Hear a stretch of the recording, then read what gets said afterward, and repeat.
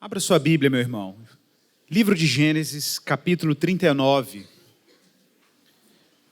Nós vamos falar hoje um pouco e finalmente sobre a história de José, particularmente na sua primeira aparição no Egito.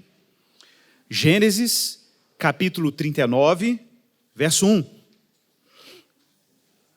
Leremos aí até o verso 23. Para quem está chegando hoje, nós estamos numa série de pregações sobre o livro de Gênesis, na verdade, particularmente o período da era chamada dos patriarcas. Você que quer fazer uma recapitulação ou você que quer retomar o sentido dessa série, ela faz muito sentido dentro da série propriamente dita de mensagens. Todas essas mensagens elas estão filmadas e dispostas no nosso canal no YouTube, o canal da Igreja Esperança. Então você pode ir lá assistir, ver, enfim. Gênesis capítulo 39, verso 1 até o verso 23. Bom, assim diz a palavra. José foi levado ao Egito e Potifar, oficial de Faraó, capitão da guarda egípcio, comprou dos ismaelitas que o haviam levado para lá. Mas o Senhor estava com José, e ele se tornou próspero e passou a morar na casa do seu senhor, o egípcio. E o seu senhor viu que Deus estava com ele e o fazia prosperar tudo em sua mão o quanto ele empreendia. Por isso, José achou favor aos olhos dele e tornou-se assim o seu assessor. De modo que ele o fez mordomo da sua casa e entregou em suas mãos tudo o que possuía. Desde que o colocou assim como mordomo da sua casa e de todos os seus bens, o Senhor abençoou a casa do egípcio por amor de José. E a bênção do Senhor estava sobre todos os seus bens, tanto na casa como no campo. Potifar deixou tudo nas mãos de José, de tal modo que não se preocupava mais com o que estava sob os cuidados dele, mas somente com a sua comida. José era belo de porte e de rosto. E aconteceu depois dessas coisas, que a mulher do seu senhor pôs os olhos em José e lhe disse: deita-te comigo. Mas ele se recusou e disse à mulher do seu senhor: o meu senhor não se preocupa com o que está sobre os meus cuidados na sua casa. Entregou em minhas mãos tudo o que ele tem. Ninguém é superior a mim nesta casa. Ele não me negou nada, a não ser a ti, porque és a mulher dele. Como poderia eu cometer este grande mal e pecar contra Deus? Entretanto, ela insistia com José dia após dia. Ele, porém, não lhe dava ouvidos para se deitar com ela, nem para estar com ela. Mas certo dia, sucedeu que ele entrou na casa para fazer o seu serviço, e nenhum dos homens da casa estava lá dentro. Então ela, pegando-o pela capa, lhe disse: deita-te comigo. Mas ele, deixando a capa na mão dela, saiu e correu para fora.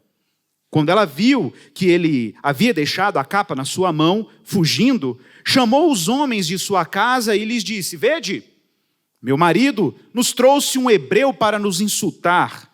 Ele tentou deitar-se comigo, mas eu gritei.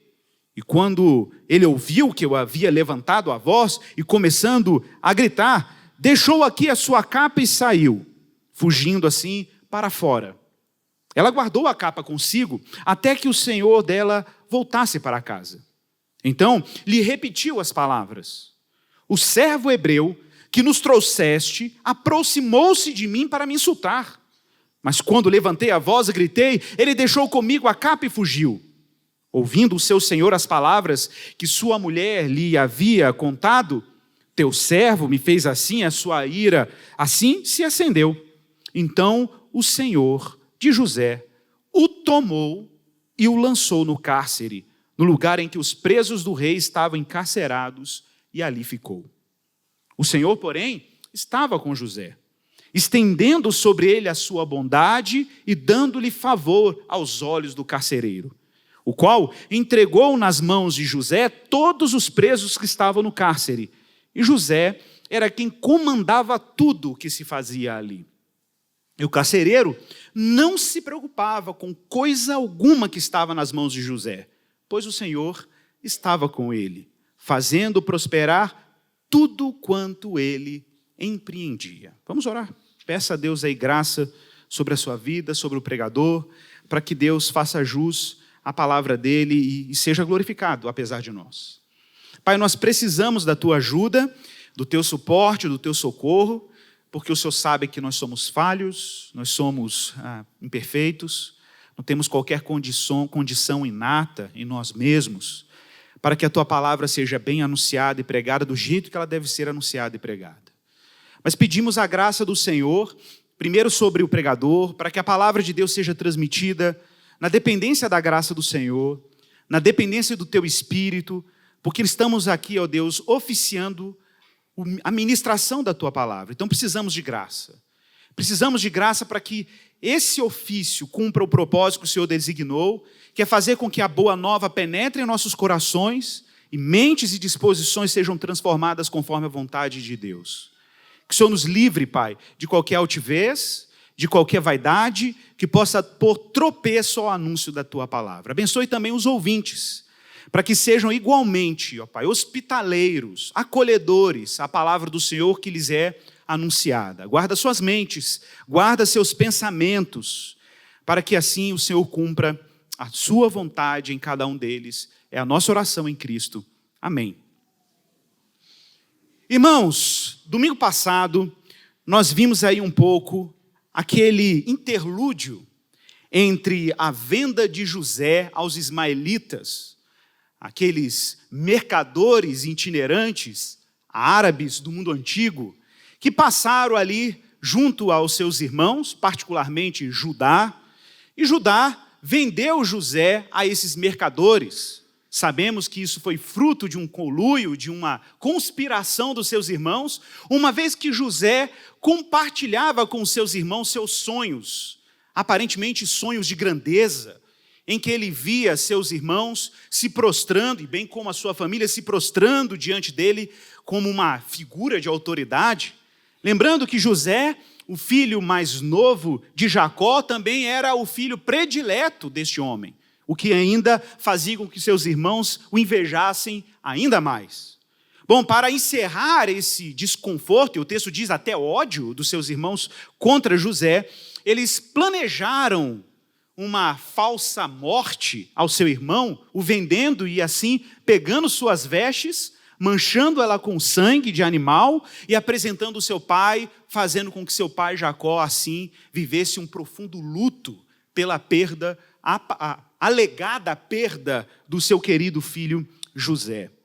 De repente, entre o capítulo 37 e o capítulo 39, que nós estamos estudando nessa manhã e pregando aqui, aparece uma história, um enredo denso, pesado. Nós vimos isso no último domingo, envolvendo uma série de problemas, Deus julgando, um sogro que se deita com sua nora que finge que é uma prostituta para poder viabilizar os seus planos. Vimos também o juízo de Deus sobre os filhos de Judá, uma vez que esses filhos eram maus aos olhos do Senhor, e de repente, depois desse interlúdio, quase como um anexo dentro da história de José, aparece a história de José propriamente dita.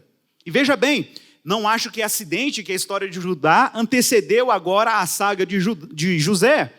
Judá é um homem impulsivo, Judá é um homem pragmático, um homem que tenta resolver as coisas por caminhos curtos. E agora nós vemos esse José, um homem que nos parece, nesse texto, extremamente virtuoso, com alto compromisso com seus princípios. Nós vamos ver isso daqui a pouco. Mas, claro, esse texto aqui não pode ser lido meramente como um texto de propósito moral. A gente pode ter a tentação de ler a história de José apenas como a história de um homem com princípios que consegue escapar da sedução de uma mulher, de um joguete de poder. A gente pode cair nessa armadilha. É claro que a gente pode tomar a história de José como exemplo moral para um monte de coisa na nossa vida. Mas tem algo muito maior aqui acontecendo. Tem algo muito mais profundo acontecendo aqui. Deus está fazendo alguma coisa específica na biografia e na história da vida de José para viabilizar uma série de planos que ele tem mais para frente. claro, a história de José também não é uma história de estabilidades. É uma história de altos e baixos, como a gente vê em inúmeros personagens da Bíblia. Observe, José era, como nós já vimos, o filho predileto de Jacó. Ele tinha sonhos de grandeza. E os irmãos até falavam em tom assim meio irônico com ele: reinarás com efeito sobre nós? Sobre nós você dominará realmente, num tom de desdenho ao sonho ingênuo ou ingenuamente relatado aos seus irmãos. E agora, quem é José? José é o grandioso dos seus sonhos? Não, gente. José agora é alguém comercializado como escravo, levado para uma terra estrangeira, vendido pelos irmãos, rejeitado pelos seus irmãos, tido como morto para o seu próprio pai, um jovem que experimenta a solidão na sua forma mais terrível, exilado, sem liberdade alguma, ele é escravo, longe da terra prometida, comercializado como um produto ou como um animal de carga. Esse é José. E esse José tem pouca relação com o José dos seus sonhos. Pouca relação. Mas veja bem, eu quero que você de novo leia esse texto, falei isso várias vezes na série, como um texto do documento da aliança. Nós estamos lendo o primeiro livro do Pentateuco, que é conhecido entre os judeus como a Torá. A Torá é o documento da aliança, é o documento do pacto. Era o livro que os israelitas liam e reliam nas suas liturgias, nos seus cultos, nas idas ao templo. Era a obra que era lida pelos sacerdotes, para que o povo de Israel rememorasse os grandes feitos de Deus e a grande história da sua salvação. É bem assim que um cristão também deve ler hoje essa obra, como um documento que narra os atos salvadores de Deus. Deus está salvando o seu povo. Deus está elegendo um povo para si, porque Ele tem planos eternos, planos estáveis de salvação, não apenas para os israelitas, mas para todos aqueles que Deus um dia salvaria para além dos israelitas. Ora, foi bem essa a promessa do chamamento de Abraão. Deus disse: através de ti e da tua descendência serão abençoadas todas as famílias da terra. É bem essa a vocação que José tem nos seus ossos, que ele tem na sua carne, no seu corpo, que ele carrega consigo. Essa é a promessa, essa é a história de José, ou a história que José carrega consigo. E o verso 1 já começa nitidamente dando uma introdução ao que vai ser narrado daí para frente. O texto diz que José foi levado para o Egito. O texto não diz que José foi espontaneamente para o Egito. Ele foi levado. José não tem qualquer poder sobre as circunstâncias que estão acontecendo ao redor da sua vida. Ele foi simplesmente levado, sem qualquer poder de escolha, naturalmente, sem qualquer poder de decisão. Ele sequer desejava tal coisa. Ele está dentro de um grande enredo, de uma grande rede que o escravizava. E ele finalmente, lá no Egito, ele chega à presença de um homem chamado Potifar. Potifar era um oficial de Faraó, capitão da guarda egípcia, você pode ler isso no seu texto, e observe, o texto faz questão de destacar a nacionalidade desse chefe da guarda. Ele é egípcio. De novo, imagine um israelita, ok? Depois de lembrar de tudo que vivenciou no Êxodo, na Páscoa, Faraó, Moisés, lendo a história de José quase como a sua própria história. Como um povo que foi levado ao Egito cativo, como José está sendo levado cativo para o Egito. Isso muito interessa ao israelita ler. Porque no final das contas, a história de um indivíduo também é a história de todo o povo. Mas diz o texto que esse José, um hebreu, foi comprado dos ismaelitas por esse oficial de Faraó, Potifar. Quem é José? Gente, José aqui é o exilado. É um hebreu escravo. Quem são os hebreus na perspectiva dos egípcios? Quem são? Quem são os hebreus? É um povo sem terra. Eles ainda não possuem terra. Abraão, quando morreu, já falei sobre isso aqui, apesar da promessa de Deus dizendo para ele que ele habitaria numa terra boa, espaçosa, que sua descendência seria inumerável, Abraão morreu com um pedaço de chão que ele comprou com o próprio dinheiro em Macpelá para enterrar sua esposa. Era tudo que eles tinham de terra. Era tudo. Agora, veja que cena. Quem são os hebreus na perspectiva dos egípcios, com seus amplos territórios, seus amplos empreendimentos, seus altares, seus templos, suas pirâmides, né, suas construções imponentes, seu faraó, que era considerado uma divindade na cultura egípcia? Quem é esse hebreu? José, senão um nômade, filho de um povo que já é sem terra. Talvez, numa perspectiva dos egípcios, um povo para ser escravizado mesmo. Eles são amaldiçoados. E ele ali é vendido, dado como morto ao seu pai e à sua família, exceto seus irmãos que sabiam desse conluio, exilado, rejeitado. Apesar de um cenário totalmente desfavorável a José, no verso 2 existe um mas.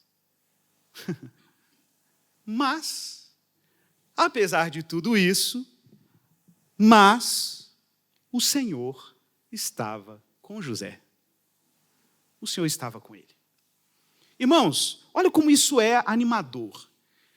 É animador pensar que o indivíduo pode estar privado de família, pode estar privado dos seus vínculos sociais, a pessoa pode estar privada de relacionamentos significativos, ela pode estar privada de bens, da sua terra, privada de sucesso, privada de tudo.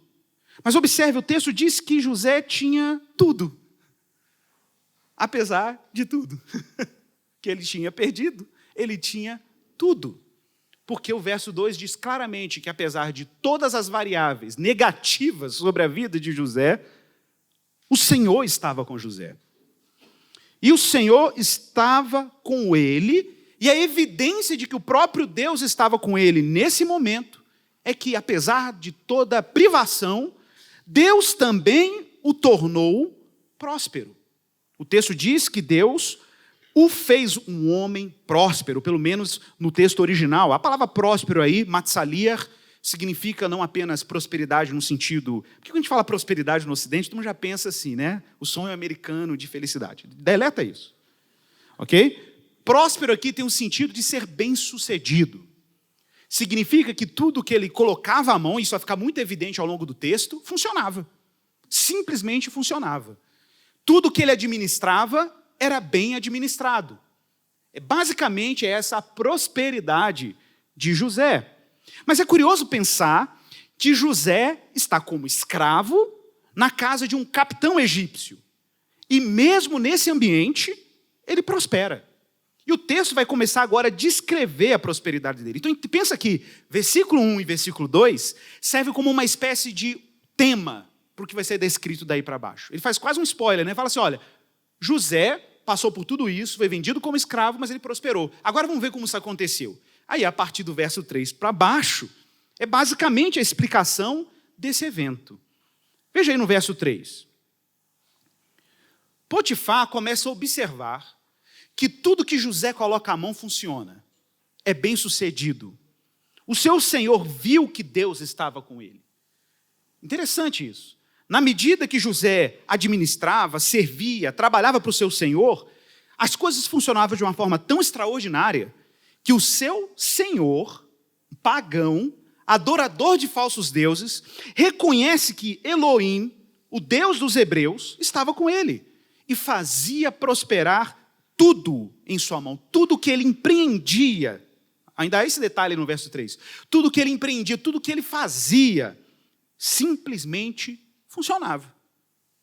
No verso 4, diz o texto que por isso, ou seja, exatamente porque Potifar percebe que a mão de José era uma mão bem-sucedida, diz o texto que por esta razão, José acabou achando graça. O termo é exatamente esse, ren, em hebraico. Achou graça, misericórdia, dádiva aos olhos dele. E assim, ele foi promovido de escravo para assessor do chefe da guarda egípcia. E diz o texto que o que implicava essa função nova de José como assessor? Implicava que agora ele era um mordomo de toda a casa de Potifar. E Potifar confiou tanto em José que ele entregou tudo, absolutamente tudo, em suas mãos, aquilo que ele possuía. Agora veja bem, Então nós temos aqui um processo interessante. Nós temos um homem hebreu que chegou caindo aos pedaços na casa de um senhor que o escravizava, um jovem que sofreu uma série de conspirações dos seus irmãos, rejeitado, longe da terra da promessa, uma biografia até muito parecida com o seu pai Jacó, que passou por essa experiência de fazer o movimento inverso, de ir lá para a terra dos seus ancestrais, de ter sido explorado por Labão, vocês lembram da história? A história aqui é muito parecida, inclusive, nesse sentido, porque Jacó foi muito bem sucedido na casa de Labão, cuidando dos seus rebanhos, e agora nós vemos a bênção de Abraão, a bênção de Isaac, a bênção de Jacó, sendo reproduzida por José na casa de um senhor egípcio. E o verso 5 amplia essa prosperidade. Diz que desde que Potifar colocou José como mordomo de sua casa e de todos os seus bens, o texto é explícito. O Senhor abençoou de tabela a casa do egípcio. E observe, o texto ele diz claro que Deus só abençoou a casa de Potifar por amor de José. Por amor de José. E diz o texto ainda mais, que a bênção do Senhor estava sobre todos os seus bens, tanto os bens da casa, como os bens do campo. Irmãos, nós falávamos aqui como a palavra bênção é uma palavra importantíssima em toda a leitura dos patriarcas. Desde o chamado de Abraão, passando por todos os outros patriarcas, Deus insiste em renovar o seu compromisso em abençoar Abraão e a sua descendência. Vimos também que bênção aqui não é simplesmente um recurso para você ficar feliz na terra, próximo, ter dinheiro, estável, seguro, dar saúde para os seus filhos, pagar o plano de saúde. A gente viu que não é isso. A gente viu que a bênção é a própria graça de Deus em operação, como recurso necessário, nem mais e nem menos, apenas o necessário para que aquilo que Deus designou na vida dos patriarcas aconteça. É isso que é a bênção. Então a bênção não é ser rico e governador do Egito, que vai acontecer de fato com José. A bênção às vezes é simplesmente você ser pastor de ovelhas e as ovelhas serem bem cuidadas. A bênção às vezes é Deus te livrar da morte, ou a bênção às vezes, sei lá, às vezes você é aquele homem que nasceu para ter o jumento que fez Jesus entrar em Jerusalém. Era todo o projeto que Deus tinha para a sua vida. Qual o problema? Você está entendendo que essa questão da bênção é relativa? A bênção é o recurso necessário que você precisa para simplesmente viver a partir de tudo aquilo que Deus designou como plano para a sua existência e ponto. E ponto. É o suficiente para fazer o que deve ser feito. Isso chama muito a minha atenção, porque, na verdade, quando a gente vai olhando para José, administrando os bens de Potifar, o que nós percebemos é que José não é simplesmente um gestor de um senhor egípcio. José é um gestor da graça de Deus. Ou, para usar a linguagem de João, ele é mordomo ecônomo da multiforme graça de Deus. Deus não o colocou na casa de Potifar meramente como um bom funcionário. Deus o colocou com uma consciência. Deus está me dando graça e agora eu preciso usar essa graça de alguma forma para ver aquilo que Deus designou como sonho e como propósito para mim. Ele tinha sonhado com isso. Gente, não foi um sonho, sabe, um sonho de coach, aquela coisa assim, você vai ser bem-sucedido, você vai bombar na vida. Não. José simplesmente teve uma revelação. Qual foi a revelação? Deus vai me exaltar sobre os meus irmãos. E ele era até ingênuo, porque quando nós vamos caminhando com a história de José, a gente vê nitidamente que José não é um homem que tem aspirações de poder. Ele não tem aspirações de poder, ele simplesmente está vivendo aquilo que Deus lhe designou como plano e propósito. Então, gente, não leia a Bíblia numa perspectiva do século 21, de uma cultura em que o sucesso é quase a salvação das pessoas, ser bem-sucedido é quase como a redenção pessoal de muita gente. José não está operando por essa lógica. José está operando pela lógica da providência, de um Deus que governa a história, de um Deus que está pensando a longuíssimo prazo, nas implicações, inclusive, do que ele anda operando na vida desse indivíduo. É essa a ideia. A ideia não é você simplesmente falar assim, a minha vida é um bem em si mesmo. Não, a minha vida é parte de um drama gigantesco de Deus, e às vezes sou uma peça dentro desse grande drama e ser salvo. fazer parte desse drama de salvação, independente da proporção disso aos olhos da sociedade, de quem está perto de você, de quem está ao seu redor. Não importa. O que importa é estar dentro da história da salvação. O que importa é estar inserido naquilo que Deus planejou. E estar inserido naquilo que Deus planejou é, inevitavelmente, ter os recursos, inevitavelmente, os recursos para que Deus cumpra tudo aquilo que Ele planejou para a minha existência, envolvendo a glória dEle. Então, observe, não é uma prosperidade barata, entende? Não é uma prosperidade medíocre, de achar que eu vou ser bem-sucedido, eu vou ser abençoado, as pessoas vão olhar para mim com meu carro novo, vão olhar para mim para minha casa bacana e vão falar, olha que pessoa feliz e abençoada com Jesus. Não, gente, você não vai colocar no seu carro um adesivo, eu sou... Não vou falar. Eu sou da igreja. Não vou falar. Gente, a casa do egípcio está sendo abençoada porque existe alguém ali que está recebendo recursos de Deus e está gerindo os recursos de Deus com sabedoria e prudência para que a casa daquele homem fosse igualmente abençoada. E Deus deixa claro, é por amor de José. Ora, se a gente volta para Gênesis 12, isso está lá em Abraão. Deus disse para Abraão, Abraão, em ti, na tua semente, serão abençoadas todas as famílias da terra, inclusive as egípcias, ok? É o que está acontecendo aqui, com um descendente de Abraão. Uma família pagã, obviamente não ligada à descendência de Abraão, está abençoada por um descendente de Abraão. José está simplesmente vivendo aquilo que Deus designou como vocação para Abraão e os seus descendentes. Ora, como não lembrar que nós estamos num conjunto de obras, desde o capítulo 27, um conjunto de capítulos, que falam das gerações de Jacó. José é geração de Jacó, e o próprio Deus diz para Jacó num sonho, você se lembra a escada lá de Betel, anjos subindo e descendo, e Deus aparece num sonho a Jacó, em Gênesis 28, verso 3, e diz para Jacó, então o Deus Todo-Poderoso me apareceu e me disse, seja fecundo, se multiplique, para que venha ser uma multidão de povos. Eu acho essa expressão no hebraico maravilhosa. Kehal Amim, igreja de povos, comunidade de povos, assembleia de povos. O propósito de Deus, desde Jacó, era ter uma grande assembleia de povos. E o verso 4 diz, então, que você seja abençoado e que Deus, eu te dou hoje a bênção de Abraão a ti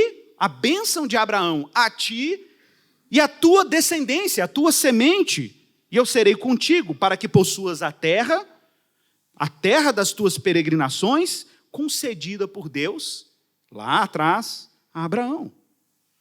E aí o verso 6 diz que ante a prosperidade, voltando para Gênesis 39, que ante a prosperidade, a boa gestão de José, no verso 6 diz que Potifar deixou tudo na mão de José. Tudo, gente.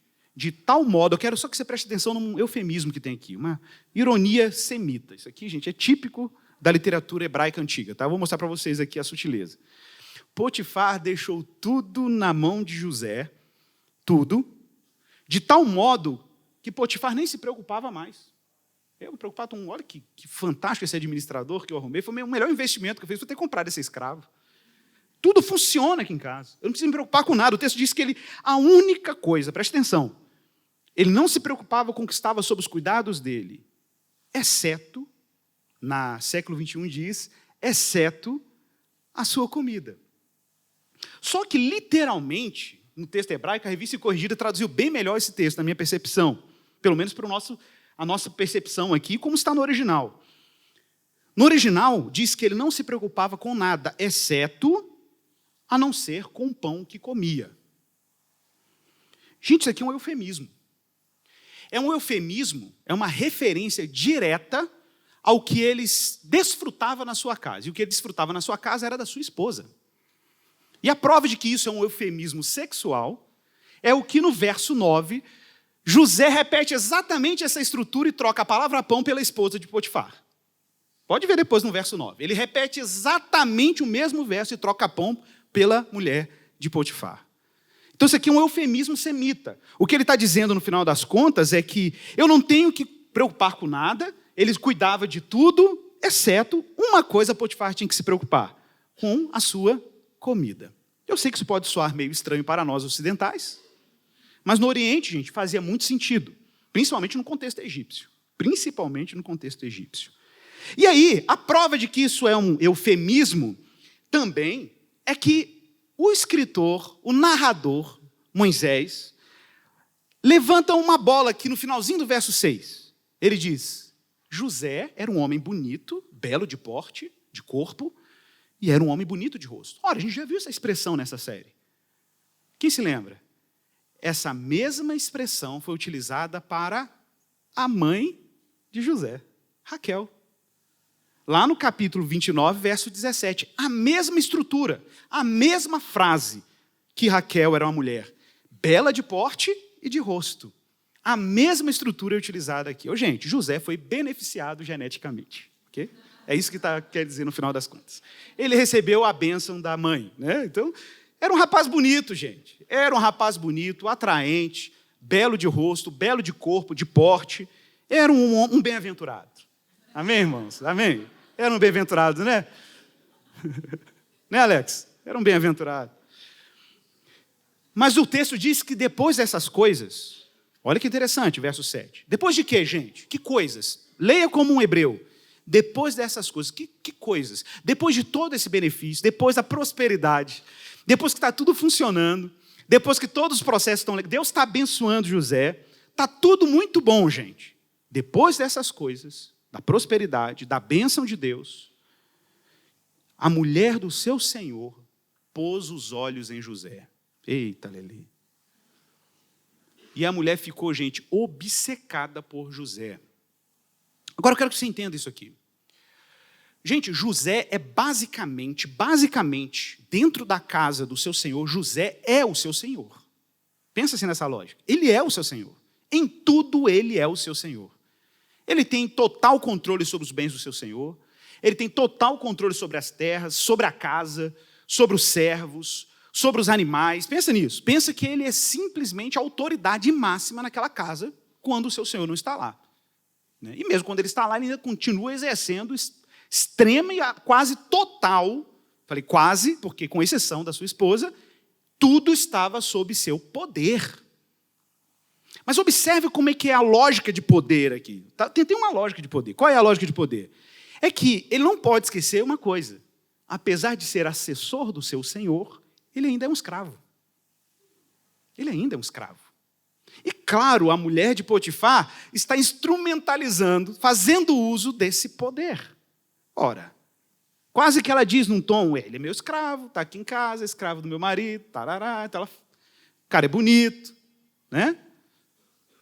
E diz o texto que ela pôs os olhos em José e disse sem titubear, gente, não teve nem sedução, foi um ataque frontal.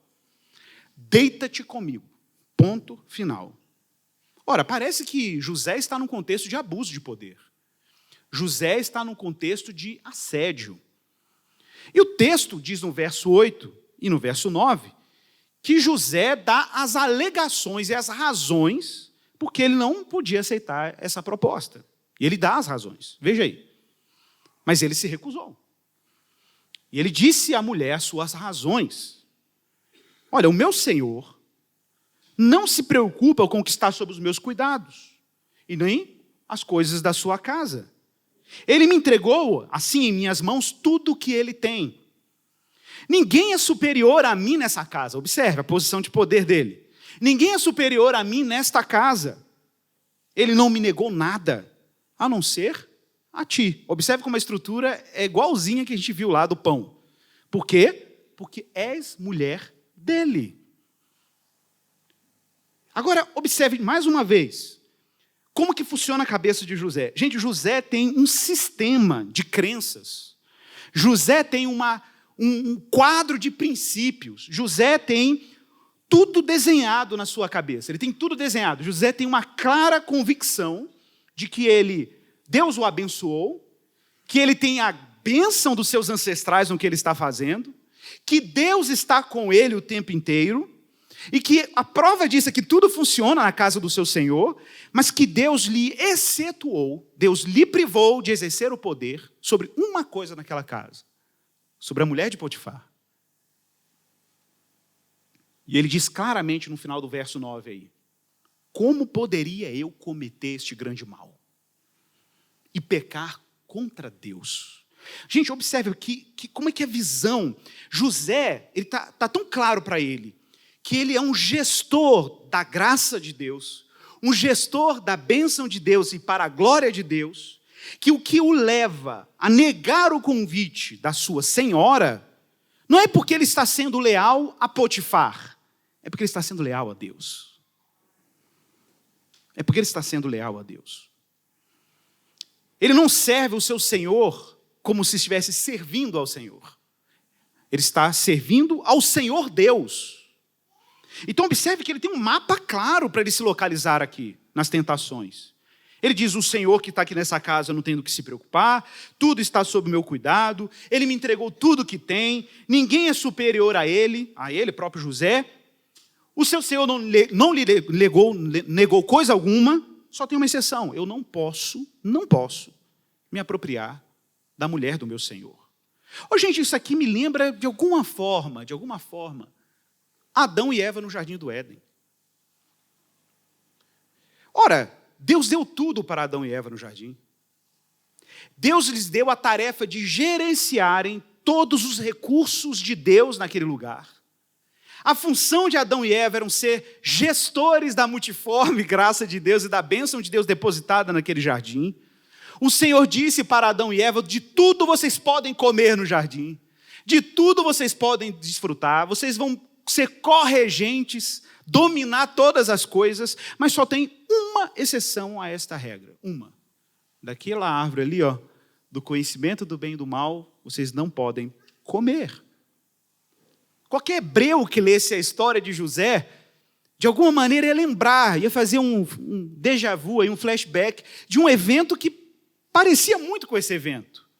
Só que José se coloca numa resposta completamente diferente da resposta que comumente nós poderíamos esperar de um filho de Adão e de um filho de Eva. Ele apresenta suas razões. Diferente de Eva, que se deixou levar pela história da serpente, pela lábia da serpente, José tem claro na sua mente qual é a história que está dando suporte para as suas decisões. Gente, José tinha suas fragilidades. José que beirou a tentação, de fato, de exercer poder. Fala: se eu já tenho 99%, por que eu não posso exercer 100%?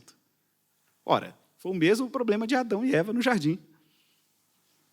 E no verso 10 diz que, entretanto, apesar dos argumentos de José, ela insistia, e gente, não insistia pouco não, o texto diz que ela insistia dia após dia. Ele, porém, simplesmente não lhe dava ouvidos. Não lhe dava ouvidos nem para se deitar com ela e nem para estar com ela. O texto é claro no verso 10. Mas um dia, verso 11, a coisa vai ficar assim mais tensa. Certo dia, sucedeu que José, ele, entrou na casa para fazer os seus serviços, seus trabalhos ordinários.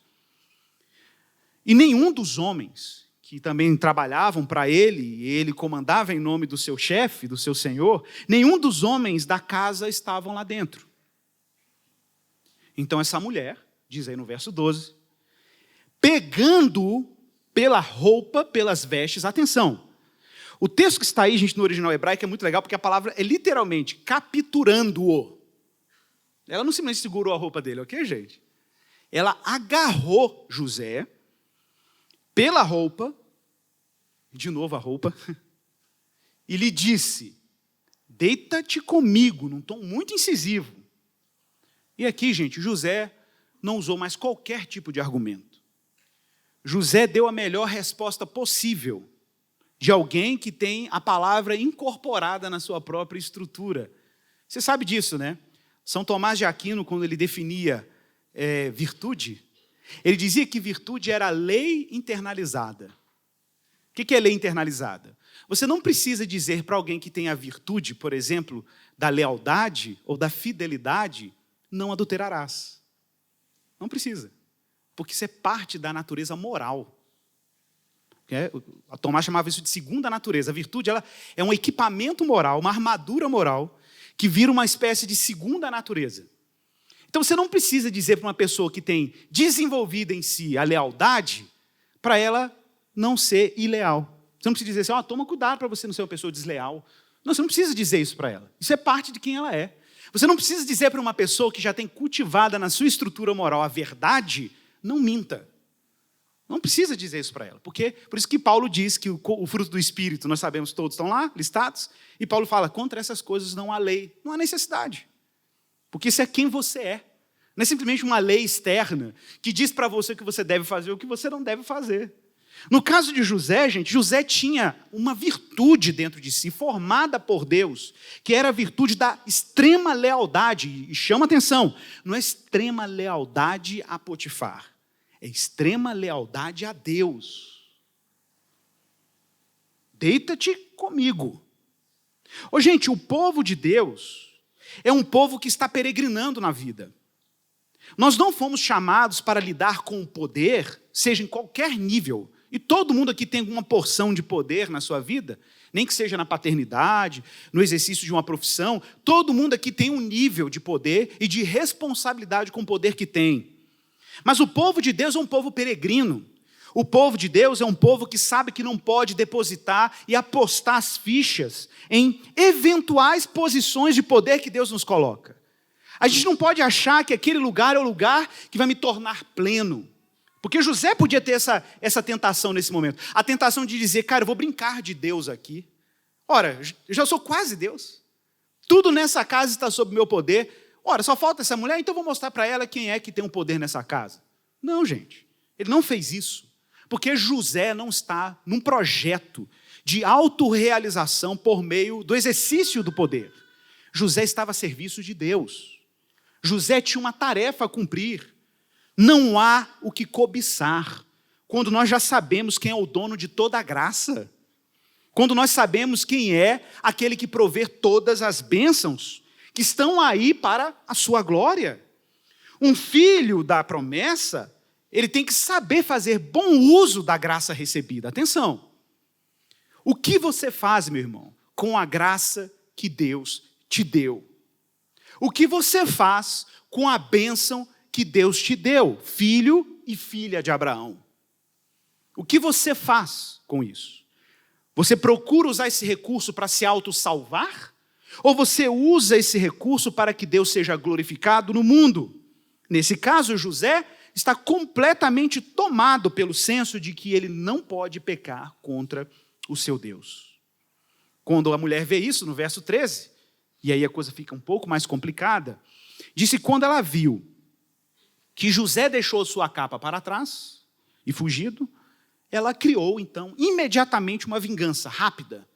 Ela criou um falso testemunho contra José. Agora veja que interessante, não é a primeira vez que José deixa material para uma prova falsa. Na verdade, é a segunda vez que ele deixou a capa para trás e a capa, de novo, é usada como ferramenta para um falso testemunho. Da próxima eu não vou usar capa, né, gente? Não pode. Não use mais capa, José. Não está dando ruim esse negócio de capa, né? Mas diz o texto, no verso 13, que quando ela viu isso, ela imediatamente chamou os homens de sua casa e lhes disse: vede, o meu marido me trouxe um hebreu. Gente, é a primeira vez que essa palavra aparece aqui, nesse texto. Olha o tom de desdenho, olha o tom de desenho. O meu marido me trouxe um hebreu. Gente, um ataque histérico típico. Observe, né? O tom de desdenho. Trouxe um hebreu para nos insultar. Gente, no original hebraico, a palavra aqui é literalmente para me zoar. Inclusive, a palavra que está no original é mesmo o nome de Isaac, letzhak, quer dizer rir, debochar, zoar, uma versão contextualizadíssima, né? Então a ideia é essa, assim, olha só, meu marido me trouxe um hebreu para ficar debochando da gente, para ficar insultando a gente. E pior, ele tentou deitar comigo, mas eu gritei. Gente, ela está alegando estupro. Ela está alegando estupro. E no verso 15 diz que ela ainda construiu mais a narrativa e disse: aí quando ele ouviu que eu havia levantado a voz e começado a gritar, deixou aqui a capa e saiu e fugiu para fora. Pronto, o circo está armado. E ela diz no verso 16, o verso 16 menciona que ela guardou a capa, depois de usar os seus servos como testemunhas de um falso crime, ela deixou a capa consigo, exatamente como os irmãos dele fizeram no passado, guardaram a capa dele, para poder forjar uma prova falsa contra ele, ou pelo menos para alegar que ele tinha morrido. Ela faz a mesma coisa com a capa de José, e no verso 17 diz que quando o marido dela chegou, ela ainda piora a narrativa. Então, lhe repetiu as palavras para o marido. Gente, se ela tivesse sido estuprada por um homem livre do Egito, já seria um crime. Ela ser estuprada por um escravo, já seria um crime pior. Agora, ser estuprada por um escravo, homem, hebreu, torna tudo muito pior. Tudo muito mais grave para a sensibilidade cultural egípcia naquele contexto, ou do mundo antigo. E aí diz o texto que o servo, olha o que ela diz, o escravo, o servo hebreu que você nos trouxe, aproximou-se de mim para me insultar, mas quando eu levantei a voz e gritei, ele deixou comigo a capa e fugiu. E diz no verso 19 que quando o seu senhor ouviu aquelas palavras, as palavras que a sua mulher havia lhe contado, ele, principalmente a expressão, o teu servo fez assim, diz que a ira de Potifar se acendeu. Gente, ele era o chefe da guarda. Ele era provavelmente um dos líderes, inclusive, do presídio que José vai ser enviado daqui a pouco. E olha o que diz aí no verso 20. Que então o Senhor de José o tomou pela mão e o lançou no cárcere. E observe esse detalhe. John Alton chamou muita atenção para esse detalhe, que eu acho legal demais. Que ele diz que esse cárcere não era um cárcere comum.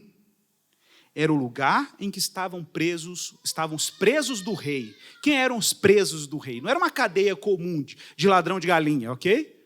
Os presos do rei eram os presos de Faraó, eram prisioneiros políticos. Gente que dava problema dentro da corte ou contra a corte egípcia. Ora, por que Deus me coloca José dentro de uma prisão, digamos, mais elitizada? Ora, porque Deus tem planos para José. Deus tem projetos para José e a sua descendência e o seu povo. Era lá mesmo que ele tinha que ficar. E diz o texto que ele ali ficou encarcerado. Mas olha o que acontece no verso 21. Lembra, gente? Está ruim, não está? Ficou ruim de novo, não ficou? Mas o verso 21 reforça o que começou o texto. O Senhor, porém, estava com José. Essa é a diferença. Vocês estão entendendo, gente? Aqui, eu sempre falo isso aqui na igreja, que um cristão é natural, é eventual, desde a história bíblica, passando por toda a história do cristianismo. Irmãos, a história do cristão é uma história de sofrimento. Fique tranquilo. Você pega desde os primórdios, passando pelos discípulos, os pais da igreja, os reformadores, os missionários do mundo contemporâneo. Gente, é uma história de sofrimento. É isso. Gente, a propósito, essa é a nossa teologia da prosperidade aqui na igreja, tá? Então, dá tempo de desistir. Mas é um sofrimento que envolve o quê? A glorificação de Deus. Qual é a diferença do sofrimento do cristão para o sofrimento de um não cristão? Sabe qual é a diferença, irmão? A diferença é que o Senhor está com você. É isso que o Salmo do Pastor diz. O Senhor estava com José. Gente, quando o Senhor está com um cristão, não importa o formato, a textura, o sabor do teste que você está passando, não importa. O que importa é que ele tem sentido na vida de um cristão. Tem sentido. Não existem acidentes de percursos na vida de um cristão que o Senhor está com ele. Se o Senhor está contigo, meu irmão, se o Senhor está com o povo de Deus, o que o povo de Deus sofre, de alguma maneira, está contabilizado em planos misteriosos que a mente e coração não podem saber. Os pensamentos de Deus são muito maiores que os nossos pensamentos. Os caminhos do Senhor são muito maiores do que os nossos caminhos. Mas Ele tem um caminho e Ele tem um pensamento. Então, peraí, qual é a única escapatória? Que o Senhor esteja com você. Que o Senhor esteja com você, que o Senhor esteja conosco, que o Senhor esteja com a igreja, que Ele esteja com o povo de Deus. Deus não está privando o povo de Deus de sofrer, mas Deus está privando o povo de Deus de sofrer sozinho. Nós sofremos e o Senhor está conosco. Claro, pode acontecer eventuais prosperidades. Por exemplo, José está aqui dentro de uma condição complicada, ele está preso, ele é um presidiário, verso 21, mas diz que o Senhor estava com José, estendendo sobre ele a sua graça, literalmente, hesed, a sua bondade, a sua misericórdia, lhe dando favor até os olhos do carcereiro. Gente, onde que esse menino chegava, a graça de Deus estava com ele, todo mundo apaixonava com ele. Verso 22, o qual entregou nas mãos de José. Aí José agora, gente, era tão bom administrador que virou gestor da cadeia. Ele entregou todos os presos que estavam no cárcere para ele. Gente, igualzinho Potifar fez. Entregou todos os presos do cárcere para José. E era José, olha o que diz aí, gente, verso 22. Era José quem comandava tudo o que se fazia na cadeia. Ele foi promovido na cadeia, gente. E olha o que acontecia com o carcereiro. Mesma coisa que aconteceu com Potifar. E o carcereiro não se preocupava com coisa alguma que estava nas mãos de José. Por quê? De novo, pois o Senhor estava com ele, fazendo prosperar em tudo quanto ele empreendia. Irmãos, vamos recapitular rapidinho para encerrar. José foi lançado numa jornada inóspita. Lembra? Desprovido de família, de relacionamentos, da terra, da promessa, da dignidade, da liberdade, da identidade. Estava longe de casa. Mas o Senhor era com ele. Essa era a única coisa estável, gente. Entenda isso. Sabe, eu gosto daquele texto de Hebreus, quando fala que a esperança é como uma âncora que penetra além do véu. Essa analogia é maravilhosa, porque qual é a vantagem da âncora? A vantagem da âncora é assim, você pode estar num barco, um dia vai ter calmaria, um dia vai ter tempestade, um dia o barco vai quase afundar, um dia o mar acalma, outro dia... A vida é assim, gente, a vida é instável como o mar. A única coisa que você não se pode dar ao luxo é de não estar ancorado em um lugar seguro. Por isso a esperança é como uma âncora que penetra além do véu. Como o Senhor estava com José? Quando o Senhor estava com José? Olha, o Senhor estava com José em todos os momentos. O Senhor estava com José quando ele prosperou, quando ele foi tentado, quando ele foi caluniado, quando ele estava preso. O Senhor é a única coisa estável quando tudo mais mudava. Isso é maravilhoso. Eu me lembro que uma vez, para encerrar, quando o João era mais novinho, a gente lia toda a noite para ele lá, Crônicas de Nárnia, agora ele está lendo sozinho. E a gente estava lendo lá O Cavalo e Seu Menino, para quem não leu a obra, é um menininho que foi vendido como escravo, tem uma história muito legal, não vou fazer spoiler, o Shasta. E uma vez o Shasta estava numa jornada, parecido com a de José. E Shasta estava num deserto inóspito, numa noite fria. Ele começou a ouvir o barulho dos chacais, dos lobos, tendo muito medo. E, de repente, ele sentiu como se alguma coisa peluda estivesse protegendo ele, aquecendo ele durante a noite. Mas ele não conseguia entender quem era. Ele ficava com medo, inclusive, achando que aquilo podia hostilizá-lo a qualquer momento. E em várias etapas, quando Shasta, na sua jornada, é ameaçado, aparece uma criatura misteriosa que ele acha que é ameaçadora, mas está sempre ajudando ele de alguma maneira. E quando chega no fim da sua jornada, essa criatura misteriosa se revela a ele como Aslan, o leão. E ele disse, quem foi que me salvou do leão nessa terra? Ele falou, só existe um leão nessa terra aqui, que sou eu, não tem outro não. E aí Aslan vai e diz para ele, sabe quando você estava lá no deserto? Sabe quando você estava com medo dos chacais? Sabe quando você se sentiu solitário? Sabe quando você estava desamparado? Sabe todos os apertos que você passou nessa jornada, sendo rejeitado desde lá da sua casa? Rejeitado por aquele padrasto que você arrumou? Pois é, eu, Aslan, estava contigo. O que importa, meu irmão, é se o Senhor está conosco. Jesus, meu irmão, em tudo foi tentado, mas sem pecado. Hebreus capítulo 4, verso 14, diz que Jesus, o Filho de Deus, é o nosso sumo sacerdote, que penetrou os céus, em quem nós devemos conservar firme a nossa confissão, porque nós não temos sumo sacerdote que não possa se compadecer das nossas fraquezas. Antes, Jesus foi tentado em todas as coisas à nossa semelhança, mas sem pecado. E o autor de Hebreus faz uma convocação. Hebreus 4:16. Acheguemo-nos, portanto, confiadamente junto ao trono da graça, a fim de que, assim, recebamos misericórdia e achamos graça para socorro em ocasião oportuna. Vamos orar.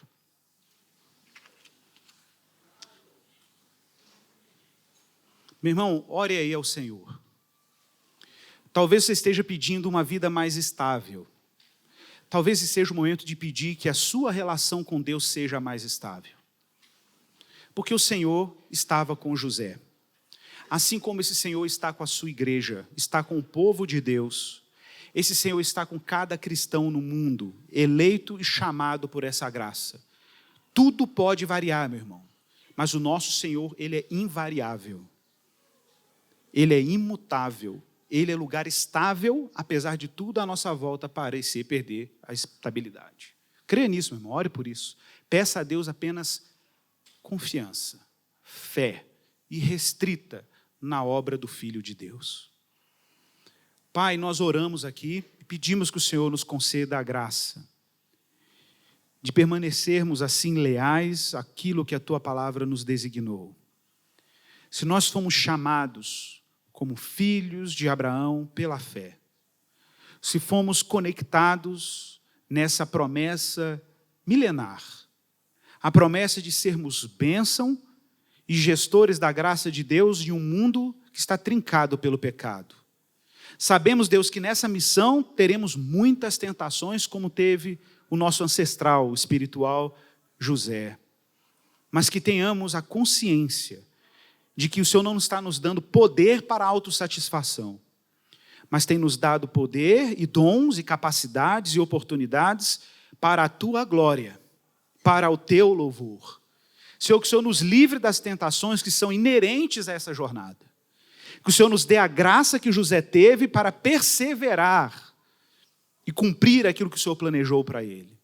Pai, sabemos que com tudo que ele passou e com tudo que nós passamos em nossa vida, queremos ouvir da Tua palavra que o Senhor está conosco. Abençoe a Tua igreja, o Teu povo, em nome de Jesus. Amém.